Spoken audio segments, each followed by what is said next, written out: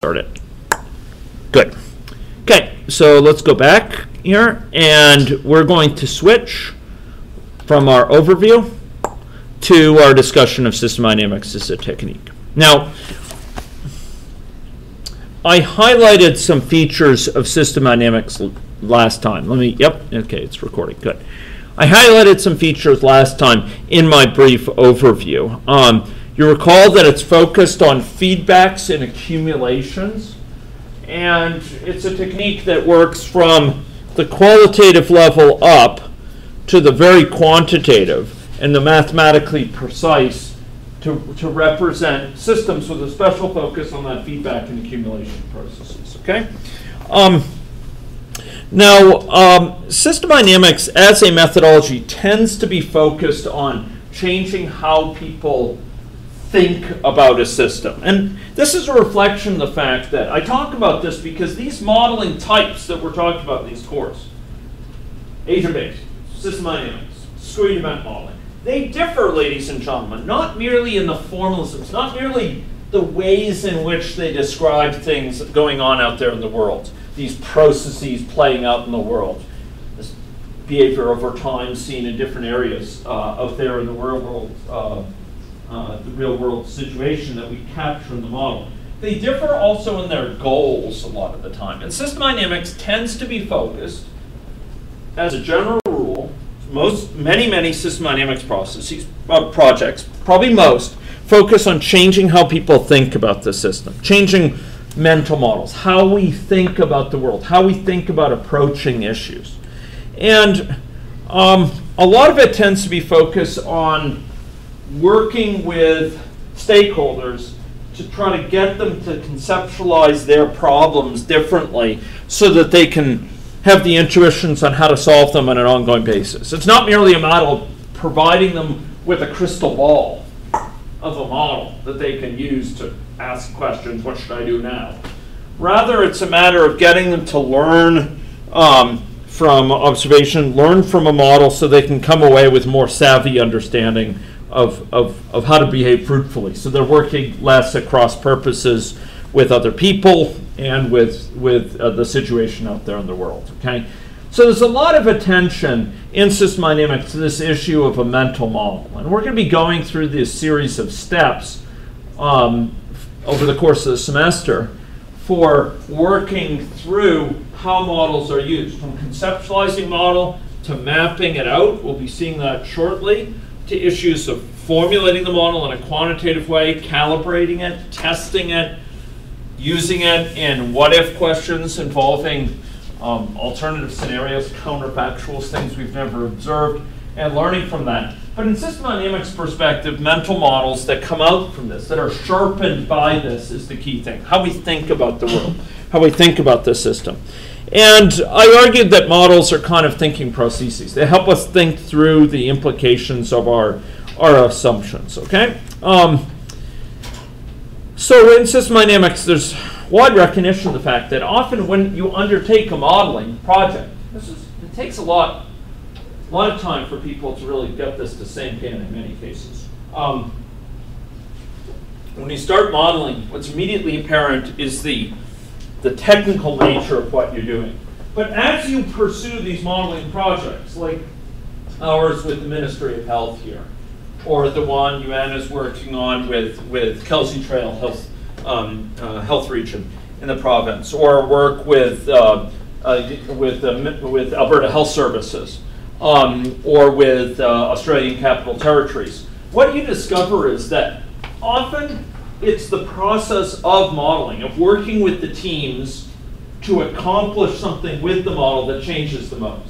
The model itself could go away at some point, but the biggest change will have been realized already. It's how people think about it, how they view data, the ways in which they interpret that data, how they think through how to approach their problems. Often that is affected by the modeling process. It's having gone through this and thought through what is known, what's not known, where the gaps are, how does this actually work.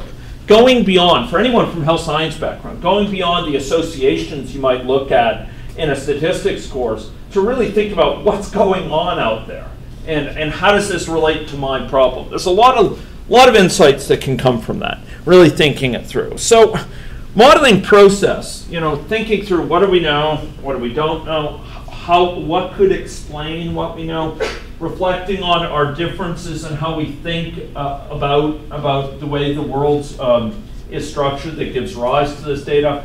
Often that itself is the component that offers the greatest value. And system dynamics tends to emphasize this. It also tends to emphasize this notion of a model as a boundary object. And what that means is, ladies and gentlemen, a model is not simply a technical thing you build, you run, you get an answer, you put that into place, and you're done.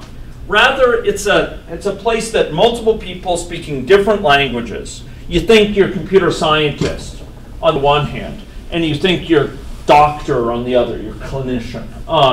You think you're a public health person on the other, and they all come around this model, and they're talking about it in a common terms because they can point at the model, point at certain processes, and know they're talking about a similar thing in the world. And they can use it when they run it to have common understanding about what they're talking about. And this is really important. Models serve as kind of these gathering points for discussion, which can actually bring together a team that otherwise is fragmented by language, by understanding, by background, etc. Not a small matter. I know for many of you from computer science, this will seem, puzzling. But just as when we deal with software engineering, I teach 371, I teach 470, and a big part of 371 is dealing with the human theater of software engineering. It's not just about a technical matter of getting code written. It's about coordinating the team, working together, dividing up the work, etc. And so it is with these sort of processes. When you're trying to solve problems, there's ways in which the processes you undertake in modeling help bring together teams, help people communicate more effectively, etc. So system dynamics models, of all the types of modeling we're talking about, they've longest served as kind of boundary objects. It's a place multiple people can point to and have a common understanding of what's meant by them. And one of the big reasons is, as we'll see in just a few minutes, these things called causal loop diagrams, but also stocks and flows, which we'll be seeing more of next time. Okay? Stocks and flows map under the surface to differential equations. They map to ordinary differential equations. And the flows, so the stocks to state variables and the flows to differentials. But they can be understood by people from all different sorts of backgrounds. So I'm not going to talk about it much in this class because we don't have time. But you'll find videos of me online talking about participatory modeling processes with system dynamics, using system dynamics models for different purposes, and using it to sort of work with teams in a really, really interesting way. We have a bunch of these projects going on right now in our lab. Some of those people in the room have been part of them. Some of those in my group, where people come together around a model, have discussions, and leave with improved understanding. So this whole issue of stakeholder participation, having them be part of the process, it's a little bit like agile software development, where we like the stakeholder to be part of the process on an ongoing basis, not just at the end, not just when they get the program delivered to them, but when they're actually being developed, getting a chance to offer feedback, see the latest version, offer reprioritizations. So it is with modeling. We take a similar sort of agile approach and can apply it. And system dynamics has long done something similar. So this is some work done by a colleague of mine, Peter Hovmand, Washington University of St. Louis. And the notable thing here, this was work conducted in a village in India, from a village council that was all male. And this woman actually came, she was looking, as it turns out, for her husband, and she came and she sort of saw what was going on. She saw the discussions, she saw what they were talking about the issues, and she realized that she actually could understand these diagrams pretty readily and that they had a mistake in them. So she actually came up and pointed out this mistake and said, look, you forgot this, and this should be connected to these two other things. And she ended up really changing some of the flow of discussion because she contributed without having the formal training. So this group model building is a part of system dynamics. It tends to be a certain subpart of the community that really focuses on this, okay? But today, we're going to be introducing some additional features which are focused around the structures that are used for that participatory modeling, but lead on to quantitative models, okay? And that has to do with this issues of feedbacks, okay? I'd like to, for this component, bring in a yardstick. I'd like to bring in a visceral means of illustrating this feedback. And unfortunately, I lack that here.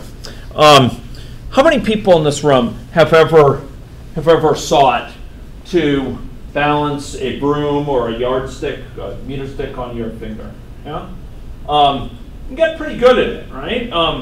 If you practice a fair bit, you might be able to keep a broom up for a minute, or something like that. How do you keep it up? Balance. Okay, so part of it is balance. Are you standing perfectly still? What are you doing as you're trying to balance it? Following the stick. Yeah, you're following the stick. You're moving your finger around. Are you just moving it randomly? No, what are you doing by moving it? You're seeking to do what? Wherever it is going, I'm following. Yeah, you're trying to keep its center of gravity, sort of follow its center of gravity. Keep your finger under its center of gravity. So if it's tilting, you move your finger in that direction, right? And it's through this that you can respond. Ladies and gentlemen, that's a very simple example of the power of feedback. If you were to close your eyes so you can't see what you're balancing, how effective do you think you'd be? It would fall over in seconds, right? It would be on the ground. But ladies and gentlemen, with feedback, with this observation of what's going on, changing our actions based on that, it totally changes the situation. It can actually make the situation one where we can keep this point balanced for long periods of time. And for those who aren't aware, that sort of feedback is critical to a lot of systems that we use these days. To the balancing mechanisms that are present in drones to allow them to fly, or certain types of planes, or the sorts of mechanisms that allow us to keep balance on a Segway, those sort of little wheeled vehicles, etc. These hoverboards, as long as they don't catch fire, you can do pretty well with feedback-based mechanisms. So the point is, adding feedback to a system is often often qualitatively changes the situation. And our own systems, our bodies, allow us to survive, particularly in Saskatchewan winters, only because of feedback. If our body didn't adjust metabolism, if it didn't adjust its rate of processing of food, if it didn't conserve salt when we were low on salt, or excrete salt when we've eaten too much, etc. If it didn't regulate blood sugars, we wouldn't survive a day, particularly here in the winter in Saskatchewan. We'd be in bad shape. So much as biological organisms, and indeed our success managerially in companies, is due to feedback. A company sees that its market share is dropping, so what do? They undertake a bunch of actions to change that, right? They launch a marketing blitz, or they launch a new product, or they bundle together things that are sold separately. That's another example of feedback. Feedback within the body, feedback organizationally. Maybe you've gotten fairly critical feedback for an assignment in a course. It was not strong, and it alerts you, gosh, my understanding of this is not as strong as I hoped. I really need to spend more time on this course to really study up. For the final, I'd really better study because I bombed that midterm. And it gets you to take things more seriously. The point is, whether it's at an individual level of decision making, protecting ourselves from risk, aspects of our body's regulations, companies and how they behave, effective organizations, the very fact that we learn over time, these are examples of feedback, okay? And there can be positive feedbacks, there can be good feedbacks that are positive in a normal sense or negative in a normal sense. a normative sense, but as we'll see, these terms positive and negative are used in a very technical sense in key ways. So I'm going to introduce this construct of what's called a causal loop diagram. Causal loop diagrams, ladies and gentlemen, are an important part of this course. A diagram like this cannot be simulated directly, but a diagram like this is a model. It's a simplified representation of factors in the world. And I would argue it's a dynamic model. It's characterizing dynamics of systems in the world at a certain level. And as we'll see, we can gain some quantitative insights from even this sort of model. But it's also a form of representation of a model that can be readily understood. And I'm going to give you the basic rules for understanding it right now. Okay? So these sort of causal loop diagrams consist of presenting a set of variables. Here are two of them, hunger and food ingested. And not only are there those variables, but critically there's these links between variables. System science is the science of the whole. It deals not just with the pieces, but with their understanding how the pieces with their interconnections give rise to overall behavior. And so it is here. We have the pieces, the individual variables, and then we have these links between them. And those links, ladies and gentlemen, are not merely associations that, higher hunger is associated with higher food ingestion. They are what is posited to be the case causally. Ladies and gentlemen, models are not guaranteed to be correct, but they're also potentially flawed, but they provide a way of more quickly spotting omissions, inconsistencies in our thinking. By building a model, we can more quickly spot something that doesn't add up in our thinking than if it had stayed in our head. And so it is with these models too. We sort of think things through. And so we'll posit, for the sake of a model perhaps, okay, there's some linkages in place causally. So here, there's a causal link between hunger and food ingestion. What this is saying, that is, hunger rises, all other things being equal, the amount of food ingested will tend to rise compared to the value it otherwise would have had. Now this is unpacked in the following slide, okay? Positive and minus. Let me see if I can go through there, and I want to contrast it with some anti-patterns of interpreting this. So a causal link from A to B. Say if it's a positive link from A to B, says if A rises, B will tend to rise compared to the value it otherwise would have held, all other things being equal. Okay? So if nothing else is affecting it other than this link, then it will tend to lead to B to rise compared to the value it otherwise would have held. Why all these disclaimers? Well, first of all, there may be several other links around that impact this. So we say this ceteris paribus, all other things being equal, to mean if other influences are kept constant and just this link change, it tends to increase this. Okay? That's one thing. The second thing is compared to the value it otherwise would have had. What it is not saying is that as A goes up, B will go up over time. Not saying that. Saying as A goes up, B goes up compared to the value it otherwise would have had. Now B may be going down for other reasons, but it'll be less negative than it would have been. It'll be a higher value than it otherwise would have had. Okay? Okay, so first of all, does that link make sense to you? As hunger rises, the amount of food you ingest as a result, it stimulates you to eat more food. You're hungrier, and so you eat more food, right? Okay. As food goes up, we have this link to hunger. So as food goes up, will hunger tend to increase or decrease compared to the value it otherwise would have had? Decrease. Decrease. Hence we have a minus sign there.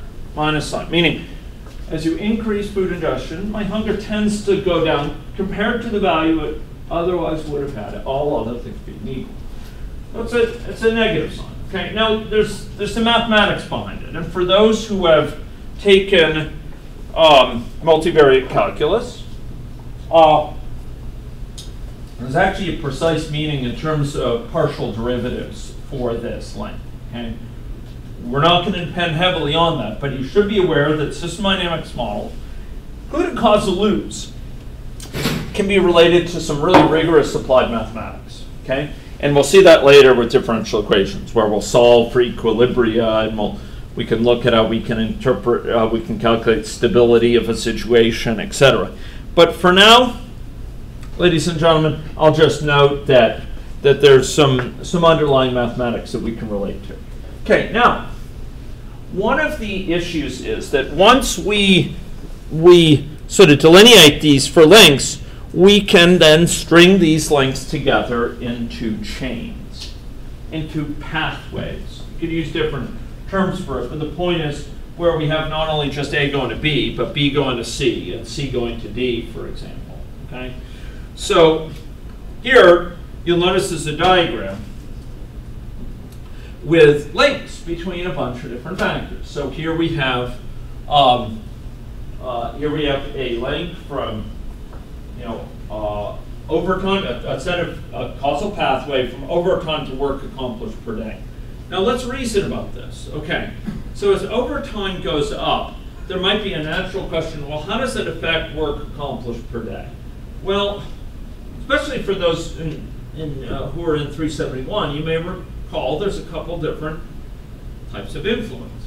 So one thing is that overtime tends to increase more time working. Now maybe this is almost a no-brainer, right? You're spending more time, so you spend more time working, and that tends, all of the things being equal, to increase the amount of work per day accomplished, right? Makes sense. Spending more time working, you're accomplishing more. But, and that's why this is associated with a plus. Fair enough. We give it a plus because it's all of the things being equal compared to the value it otherwise would have had. Your work accomplished per day is higher. But that's not the only story between the two, right? There's also other linkages. Like overtime, for example, will also tend to incorporate, as you work large amounts of overtime, inevitably there's going to be tasks you would have done in your outside time that you now start incorporating into your workday. Okay, so you're staying at work till 8 p.m. each night. You're going to start to have to call the car shop about getting your car repaired, or call your landlord about a leak from work, etc. So you're going to start incorporating great amounts of tasks at work, and all of the things being equal, that will tend to decrease your work efficiency. Not to say it eliminates it by any means. It just tends to lower your efficiency at work, because now you're kind of multiplexing it with talking to a family member and making an errand arrangement and chatting with friends or whatever, and so your efficiency tends to go down. And efficiency ends up affecting work accomplished per day. Let's reason through this linkage here. So, ladies and gentlemen, if we increase overtime, considering only this bottom pathway, where your work accomplished per day go up or down compared to the value it otherwise would have had, all of the things being equal, will tend to go up or down? Up, indeed. So the net effect of these pluses, of these links on the bottom, is a plus effect. And we could see that because if we multiply the plus in the first times the plus in the second, by the rule of signs, a plus times a plus is a plus. If you have a positive number times a positive number, it becomes a plus. Don't worry about overflow, okay? Anything like that, it stays as a plus, okay? Let's talk about this next level one up, though. Here we have a plus, overtime to incorporation of tasks. And then we have incorporation of tasks to efficiency. The first one, overtime to greater incorporation of tasks at work, is that a plus or a minus? It's a plus, yeah. If you're working overtime, you tend to incorporate more tasks at work. How about greater incorporation of outside tasks at work to efficiency? As you incorporate more outside tasks at work, does your work efficiency rise or go down compared to what it would have been? It falls. So it's a negative there. And now, as your now we're considering the length between efficiency and work accomplished per day. As your efficiency rises, considering just that length, will your work accomplished per day rise or fall? Rise. Yeah. So when associating a polarity with a particular link, we reason, okay, if A rose, would B tend to rise or go down compared to what it would have been, all those things being equal. But now let's reason about the net effect of that whole path. If my overtime goes up, I'll incorporate more tasks at work. And as that goes up, my efficiency goes down, and that leads to less work accomplished per day as a net result. So we can associate a path here, ladies and gentlemen, with a plus and minus. Just as we associate lengths, they imply a path polarity. So this bottom one is plus polarity, this one is a negative polarity. How about this top one? As I work more overtime, I get more fatigued. And does fatigue tend to increase or decrease efficiency? Decrease. And, well, we already said if as efficiency rises, work accomplished per day rises. So we have a plus, a minus, and a plus. And the shortcut way to do it, you can think it through, and it's a good thing to think it through, but the shortcut way to do it is to multiply them. Minus times a plus times a minus times a plus is a minus. So these two top paths have net effects as you increase overtime, and the bottom one has a net positive effect. We further will often delineate delays. You can see there's this little hashed mark here, which indicates that there's a delay. You can work a certain amount of overtime and not have too much fatigue. But it's well known, and studies have demonstrated it profoundly in some cases, that as one works too much overtime for too long, your fatigue level tends to rise dramatically. And at that point, you're working with less efficiency.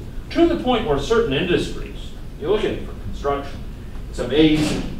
If they tend to work like 50% overtime for a week straight or something, they're actually, I don't remember the exact length of time, but it's not more than, I think, 2 weeks. 3 weeks at the very, very max by working overtime.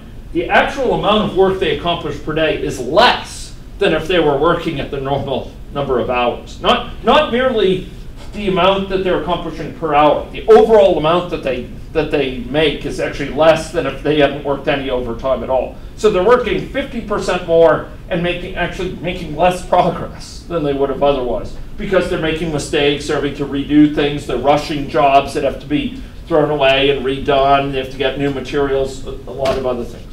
Guess what, ladies and gentlemen? Software engineering is not that different.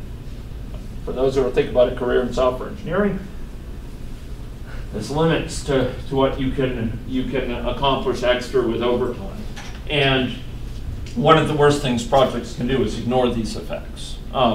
Think that they're gaining and they're actually falling behind. And that creates a vicious cycle where they push even more. Work even more overtime because we're falling even further behind. And it's a vicious cycle. Anyway, these sort of diagrams, we can reason through the polarity associated, ladies and gentlemen, with pathways. And ladies and gentlemen, one of the most important features of those pathways is where it's not merely that A leads to B and B to C and C to D, but guess what?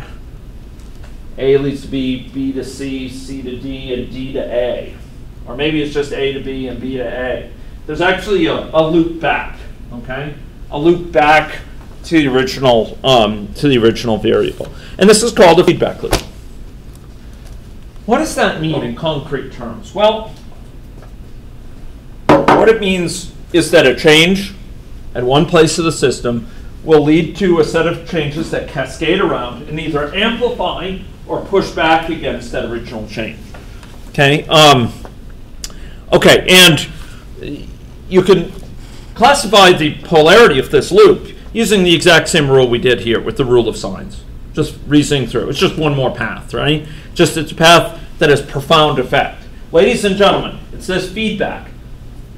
One of the reasons we focus on it because it has as profound a feedback in many, many systems as keeping your eyes open when you're balancing that broom and working to correct it. It totally changes the situation. Feedback is not merely an intellectual curiosity. It fundamentally shifts the behavior of the system. If we don't understand it, we'll be doomed to work at cross purposes with it in many cases. We'll be like Sisyphus, pushing that rock up the hill and having it roll back on top of us. If we can take advantage of it, we'll be able to behave in a more savvy way by putting it into place. Feedback for monitoring grades, you can do a lot better, or what have you. Okay, so here's an example of a feedback, right? So there's a cold going around. There's a cold going around. And 2 members of my household, everyone except for myself, are sick with this cold. Because of that, I am undertaking measures to lessen my risk. Okay, in terms of hygiene, in terms of keeping windows open, in terms of care and mixing, in terms of making sure that I'm not in as enclosed a space with those who are sneezing and coughing on a regular basis, or to make sure I wash very carefully. So I have some perceived level of risk. I perceive it as being above what I'm comfortable with. I undertake measures to lessen it, and I believe, with some reason, that this lessens my level of risk. And over time, hopefully that will lead to a perception on my part, okay, my risk has been lessened.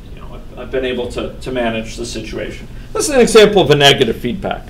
I've spelled it out in more detail than you often would, but the point is, I undertake actions based on some observations. I change something about my behavior, the world around me, which changes the situation. It ripples back and pushes back against the original change. Right? This elevation, perceived elevation and risk, and now I've undertaken tasks that lower that in response. Does that make sense? So I undertake tasks which lower it, ripples around, and pushes back against the original change, dampens that original change, the extent of it. My risk may still be somewhat elevated compared to what it is normally, but it's less elevated than it otherwise would have been. And there's lots of things like this. We do some work with those studying infant mental health, and here you have sort of distress, and from the very earliest years, babies get distressed and they suck on their thumb, right? And it provides some measure of sort of comfort. Now, those aren't the only sort of feedbacks involved. There's also what are called virtuous or vicious cycles. These are what are called reinforcing feedbacks. Cases where there's a situation which worsens over time beyond what you might think because of a vicious cycle, for example. So, you might have confusing code base in place in a software development environment. And those working with that code base, maybe the original person has left. Maybe it's crufty code, that was hard even for the original creator to remember where things, how it worked. And as a result, it's hard for people who are working with that code to know where to make a change to it. And as a result, they make additions that are kind of bolted on, patched on, slapped down in a way they're not really sure if it's correct, but it kind of seems to work right now. Let's try it out. Yeah, doing okay. At least there's no crash yet. And as a result, the amount of confusing code gets accreted there. There's all these things kind of by, as we say, baling wire and beeswax. It's kind of held together roughly, but it's not really a very clearly defined system. And as a result, it tends to be even more confusing. And the people who put things on, it's you're balancing one thing upon the next, and the whole deck of cards could come tumbling down at some point. This is an example of a vicious cycle.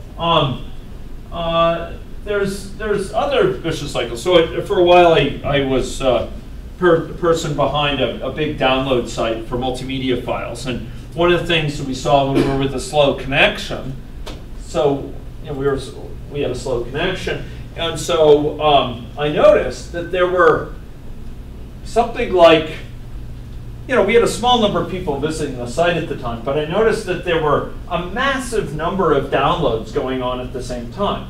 And I thought, what is going on? This is totally disproportionate to the number of people that are there. Well, it turns out that people went to the site. They found that it took a long time to download something. So they figured, well, what the heck? I'll just download 20 things at the same time and it'll just go away, right? I'm not going to wait for it to download. I'll actually download 20 at the same time and just let it sit, and by the time I get back from my bath or whatever, it'll be done, right? So they would spawn off many downloads at the same time, and that would lead to a large number of connections to the server, slow it down even further, reduce the bandwidth further, which led to an even longer length for download. So you get this piling on phenomenon, this snowballing. We have different words in English to describe it, right? This is another phenomenon you see with positive feedback. Thinking of holes in the flute, can anyone think of a feedback, positive feedback, not in the sense of that it's a good thing, but it's a reinforcing feedback in the sense that a change early on leads to a set of ripple around things that even amplifies it further. Well, let's suppose, ladies and gentlemen, that suddenly I started to cough and sneeze in speaking. Right? Suddenly I was coughing and sneezing and wheezing, and I was doing so in close proximity. What do you think would happen over the next few days? Well, probably some of you would get sick, particularly those in the front row. Sorry, Jesse. And you might get sick, and then there'd be more coughing and sneezing coming about, and then maybe the second row will get infected. Then maybe the third row wouldn't even come to class. That's when the negative feedback kicks in, risk perception. Okay, it's working back. It's like those rings of infection on the first day. The point is, ladies and gentlemen, that's another reinforcing feedback. One infected person begets more, which begets more, which begets more. Now, that's not to say it's without limit. There are limits, but those are the negative feedbacks that limit these things. Positive feedbacks lead to instability. Mark my words. Positive feedbacks lead to instability. They lead to things that become larger and larger and larger very quickly. Negative feedbacks lead to balance. They lead to stasis. They lead to a system being in balance. We're going to see this soon in a very real way. But what we get dynamically is something like this. When we have positive feedbacks, you get a situation which changes faster and faster and faster. You get this infection spreading from 1 person to 2 persons to 4 persons to 8 persons to 16 persons. All those numbers that we computer scientists know and love. And it rises over time, the number of people infected. Or you have a situation where, you have, if you're a company, this is not a vicious cycle, this is a virtuous cycle, right? You got the iPhone 7 bought by the first couple of people, other people see it, and they buy it, and they buy it, and it grows and grows and grows. This is what companies love. They love sales curves like this, right? You're shipping product, and you are having gangbuster sales. Things have gone viral, and people are recommending your product to others, and you're doubling sales every 6 months or something. People love that. That's a virtuous cycle. Now, it's a feedback. It's a positive feedback. It's a reinforcing feedback. One person sending out the tweet, others see it, look at the product, look at the website, look at the service, and they love it, and they pass it on. Point is, it accelerates. This is a sign of positive feedback. This is a sign of reinforcing feedback. By contrast, ladies and gentlemen, as we will see soon in system dynamics, in a very direct way by running a simulation, this is what we get when we see negative feedback. We get a system that comes back into equilibrium. So my body senses that it's a bit colder these days. It revs up its metabolism, and it keeps my body at balance. Lizards don't have that advantage. Snakes, reptiles, they're at mercy of the weather, and as a result, their body doesn't keep in balance. But it's like this for blood sugar levels. We ingest that ice cream cone, and our insulin kicks in, and it brings the level of blood sugar down back into normal levels. It's like this with our salt levels. It's like this with our water levels in our body. It's like this with so many things. And it's like this, hopefully, with our with our marks. If we do badly on the midterm, we start studying and it's brought up. The point is, when we have negative feedback, we bring things back in balance. Just like we bring that broom balanced on the tip of our finger, we bring our finger so it keeps it in balance, so it's no longer moving off. We keep it straight up. Any deviations are corrected, and it's brought back to stasis. We'll see how this emerges directly from stocks and flows next time. Okay, we're going to be building stocks and flows. In the meantime, we have these causal loop diagrams, ladies and gentlemen.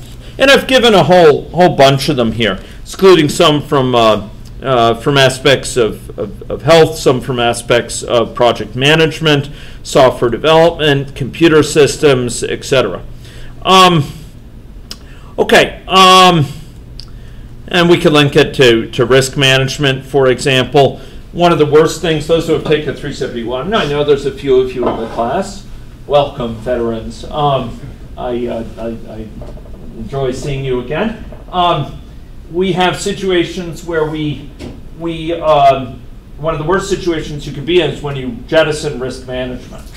I've seen this on more than a few projects in 371 over the years, where project's going along pretty well, it runs into some trouble, and whether through deliberate recklessness or through just being too busy, which is typically the case, the team decides to focus on firefighting, and they neglect to do risk management about future risks. And as a result, they're just hit by one risk after the other coming about. They're not heading off risks anymore. They're just they're too busy bailing the boat to plug the hole. Bailing and dumping water out with a scoop or whatever. And if you're not plugging the hole, at some point, it's going to be a losing battle, right? And at some point, we can get in that situation where we're too busy handling, the immediate things to watch out for new risks, and then we get bammed by the risks. So, here we have schedule disruptions that lowers the time taken for risk management and assessment, and therefore we have more unmanaged risks, and therefore more schedule disruptions. This is why there are some software engineering projects that are just constantly going from fire to fire to fire. Just alarm, just out of the frying pan into the fire, out into the next. It's just one thing after the other. Whereas there's others that are doing great, and where these are managed, and therefore you don't get the schedule disruptions, and therefore you don't get the unmanaged risks, and it's a positive cycle. A lot of this depends, by the way, on this polarity, and that's not a given thing. That is up to the team to decide, is this a plus or is it a minus for the team? What's their commitment? Okay, we're running out of time here, but suffice it to say that in these causal loop diagrams, we piece them together into larger diagrams. So a diagram is not composed of one negative feedback or one positive feedback. It's actually composed of a bunch of different sorts, and they balance each other. They interact over time, with one being dominant at a given time and then often another at a different time. So here's an example of a diagram. It's getting a little bit larger. We have diagrams that are quite a lot larger than this on the same area, where we have software developer fatigue and then affecting morale, and morale affecting resignations, which in turn affect morale again. If your best buddies on the team leave, it affects your morale adversely. And resignations affect the amount of work per team member, which lowers team productivity, probably feeds back to morale as well. Although we don't have that link, team productivity leads to a backlog of work and leads to fatigue. And there's a set of features in here which can lead to dynamics typically see. One of the most important remaining points, and I just have 1 minute more, and I'll let you go, is the fact that, ladies and gentlemen, when we see a negative feedback, one of these balancing feedbacks that has a long delay associated with it, it can lead to oscillations. And often that delay, not always, but often that delay is associated with perception or measuring of a situation, reporting of a situation in an organization. It's a bit like, I don't know if any of you have ever had the misfortune of driving and you encounter ice on a road. And sometimes the car can start to slip, And you got to be careful because it's very easy to start turning the wheel to try to correct for it, not notice any change, continue to turn, and you end up over-correcting. And what happens is the car ends up fishtailing around. It ends up sort of oscillating in different directions because you're not seeing any change. You do it even more, you put even more, and it ends up, the car, ended up going really in a much greater turn than you anticipated, but it's just delayed. And so it is when we have delays associated with perception or reporting and so on, we can very easily get these oscillations in a system, where the system's trying to get to equilibrium, but it takes a variety of oscillations to finally get it back there. It sort of overcompensates, and it brings it down but past the goal, and then it brings it up again, etc. So this is a pronounced feature of feedback systems, oscillations that result from it. Okay? And we will see those numerically, quantitatively, in simulation. And we're going to start with that simulation with stocks and flows next time. These causal diagrams are often used to start out those stocks and flows. And the diagrams can grow, be fairly rich, and then be elaborated in stocks and flows. Okay, so I am going to ask you to create a causal diagram. I have one suggestion here involving poverty and substance abuse, but there may be other areas where you have causal diagrams, and that's going to be the subject of a little take-home exercise, building a causal diagram, okay, for this class. It's not going to be for next time. That one's already been given out, but for the time beyond that, okay? Okay, so ladies and gentlemen, that's all for today. Thank you for your patience. And be sure to look at that take-home exercise for next time, okay? And see if you can submit it. Remember, struggle with it. It's going to be a pass and fail. I'm not going to ding you if it's not perfect, but I want you to try to work with it to get you to think about the concepts. Okay, thanks.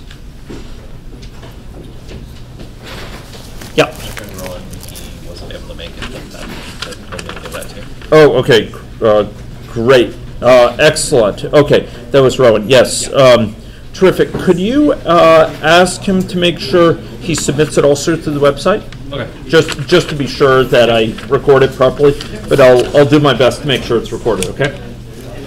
Yes. Yeah. When we talk about Sure. positive and negative loop, Yeah. what is it positive relative to? Okay, What is it negative it's a great question, and I should have emphasized that, and I'm grateful for you bringing it up. So remember that we talked about here when we first started talking about the impacts of these sort of showing these diagrams. We reasoned through the pluses and minuses associated with a given length, right? And then we extended that to reason about the pluses and minuses associated with the pathway, right? A whole pathway. Imagine that pathway comes back, not just going to another variable, but actually comes back and links to this own to itself, okay? Okay. What that will mean is that this variable has a positive link back to itself or a negative link back to itself, in the sense that, let's draw the analogy here. If we increase overtime, it'll tend to increase work accomplished per day by this lower pathway, but tend to decrease it with this. But imagine that this bent around back to here. You could have a series of changes that would ripple around and push back against it, in which case it would be a negative feedback, in the sense that this increases A, increases B, increases C, increases D, and then decreases this original thing. So in other words, it will tend to limit the extent of that change, and it will tend to be in a sort of balance. And that's what a negative feedback is. It's when that whole pathway is negative.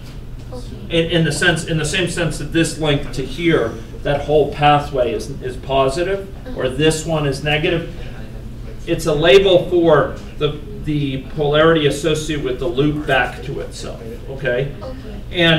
And being negative, it means that if this increases, it will tend to lead to a set of changes that lower this same thing.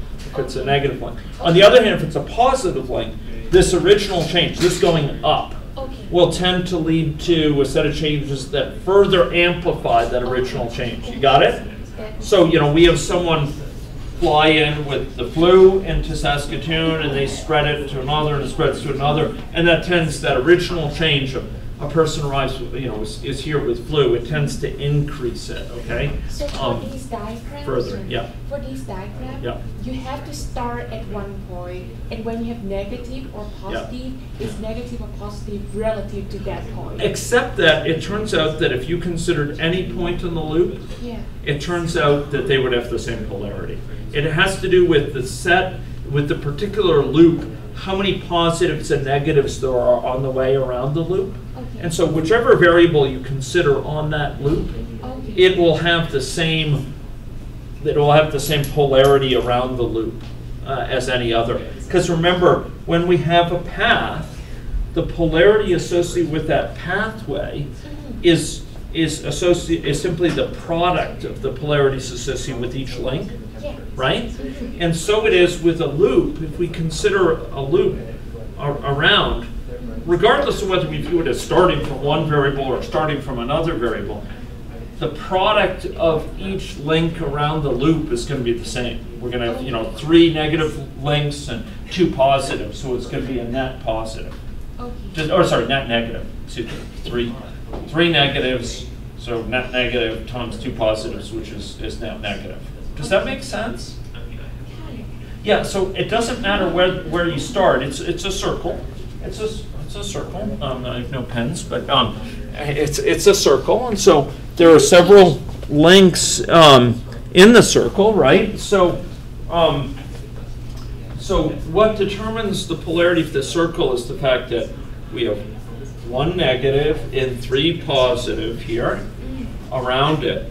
And so the circle's net impact is negative. Now we could reason it through from any starting point, and we'll still find that the net effect is negative. If there's a change, like an increased risk level, it leads to an increase in my perception of surplus risk, increase in measures to lessen my risk, lower level of risk, lower perceived level of risk. Alternatively, I could start with level of risk and do the same reasoning. Oh, okay. And it leads to a negative as well there.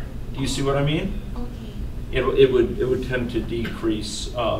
So if I reason about if my actual level of risk goes up, then my perceived level of risk will tend to rise, although slower, and then my perception will tend to rise. Measures to lessen it will tend to rise, and that will tend to decrease my level of risk. So no matter whether I start reasoning from one variable here or another, it's the polarity associated with each of these links that's the key thing.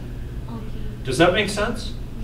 Yeah. So it's a great question, but actually it's the polarity with respect to the loop, not the polarity with respect to the particular variable at issue. Okay. Yeah. Thank you. Yeah. You bet. Yeah. Question. In a trauma center Yeah. Yeah. The patient probability, arrival patient probability, with just feeding the data, right? So are you talking about the original table that was used there, or when I replaced it with a value? If I have a huge data, can I just compute the probability at runtime and feed it to the model? Yes, you can. Yeah. So you can actually change it in the trauma center. Well, in any logic here, you can go change.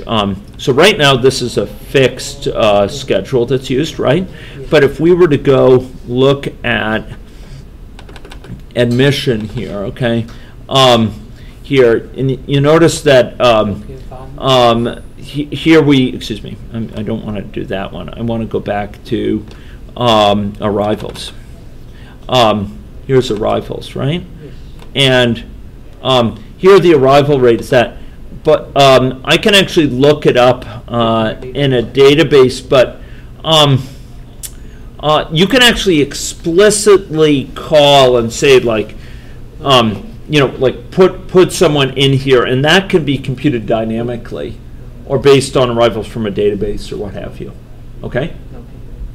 And the second thing is, in our case, Yep. we are considering like each and every doctor has the same efficiency. Right. Suppose, let's say, if I'm Right. developing a model for Yep. any software organization, Sure. and there is a senior developer, Sure. say some 10 years Yep. experience, Yep. who can do the maybe 10 times better than Totally. fresher. I would love to see a model like that. Yeah, that would capture that. How would you capture that? Yes. You wouldn't. Okay, so in discrete event modeling, what you would need to do is, first of all, you'd need to ask, is that merely a matter of there's some heterogeneity, so some have higher levels, some are smaller, but they're more or less interchangeably assigned, or is who's assigned also determined by their skill level? So, that senior one will be assigned very specifically for certain types of tasks, Okay, maybe to lead code reviews or whatever. No.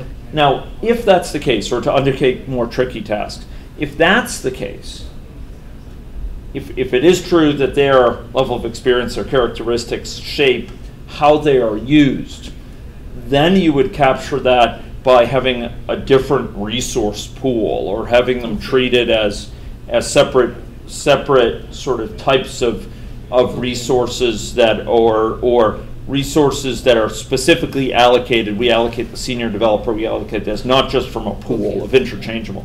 On the other hand, if they were merely different characteristics of people in the pool, and they were more or less allocated at random, but some were more duds than others, or some had lots of experience, then you could capture that through a pool of heterogeneous agents. Okay, yeah, but you could do either one, and I have done either one. That sort of thing, but it's certainly easier. You're only going to have a pool of interchangeable agents if that heterogeneity is not relevant to which is assigned. Okay, yeah. Hope that's helpful. Yeah. Thank you. Yeah, you bet, Jesse. Okay. It is Jesse. Yep. Yeah. A couple of questions. Sure. So like the patients, the number of patients and the patient rate. Yeah. I was looking at the actual severity of Yeah. the patient. Would that be both endogenous and exogenous as well, like similarly? Um, Because there's an actual like table that says all the severities, but at any point in time the severity rate can change. Yeah. So I would have to look at that. The one you mentioned was an interesting one. So you're saying the severity rate can adjust over time? Yes, because there's like an actual table where Yeah. severities are Yeah. each laid out, but at any point, like if you measure at X time, there could be X amount of people with level 4 severity. Yeah, yeah. I would put it in the same sort of borderline category where the assumptions about severity are laid out in the table, as exogenous, but then the actual severity levels seen in the model are endogenous. Okay. Does that make sense? Yep. It's an interesting case, and it's a subtle case. I actually haven't encountered it too much, so I have to give you great credit for sort of pointing that out. But yes, I would view it in the same sort of situation. Okay. Because there's no denying that it may differ from run to run. It's not a pre-specified, fixed way. Yeah. And that could have relevance for model dynamics. So good question. Yeah. Okay. Other questions? So in general, Yeah. And endogenous are like numbers that are calculated during the model. Exogenous Yep. are like parameters. Or things that are Or pre-specified. things pre-specified. Yep. So generally like parameters. Yeah, although it could be, parameter value over time, at this time, at this Like time. probability. Exactly, yeah.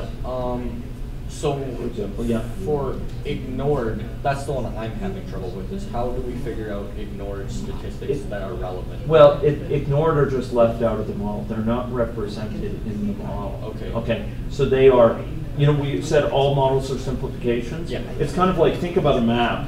And a map of Saskatoon will capture certain things in it, but there's certain things that are just totally omitted, like where the trees are, or where, the curb goes down for a wheelchair or what have you. It's just left out of the model. It's not explicitly represented in any way. Okay.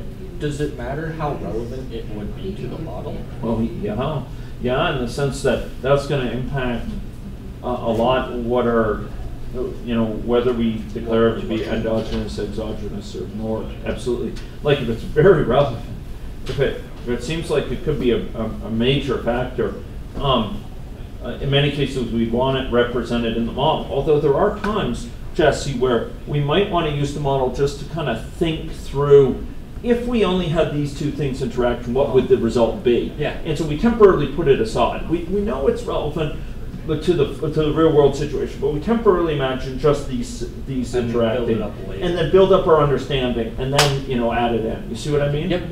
Yeah. Makes sense. It depends on the purpose of the model. If we're really trying to characterize the situation in the world, in a rich way, then we probably have it in sooner. But if it's just we're trying to think through, we put it in.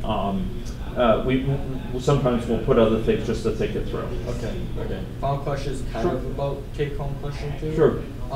Yeah. I was thinking about it, and I was thinking about supply and demand. Yeah. Because that's complex. 'Cause Absolutely. If you do something with supply, you do something with Yeah. demand. Absolutely. Okay. Yeah, that's a very good example. Okay. Yeah, it's associated with feedbacks with it, and there's associated with nonlinearities, like maybe there's no supply of it until there's a certain level of demand, in which case then it will start to come in. There's associated with limits on the whole thing. There's often emergent properties which are quite complex. Okay. There's lock-in effects where you get one thing, it's hard to change it otherwise. Yeah, you get locked into this ecosystem, and so Betamax versus VHS is a classic example of that, where there's a better technology with Betamax, but VHS got the lock-in, it got the support from the manufacturers, etc. Mm-hmm. So and so it kind of locked in the market. Yep. So that's a great example. Okay, so that's Fantastic That's the one I should be using. Oh, I think it's great. Okay. Yeah, All right. terrific. Okay, good to talk to you, Justin. Take care. Yes. Is this the model? model, yeah. Okay, let me just get this stopped.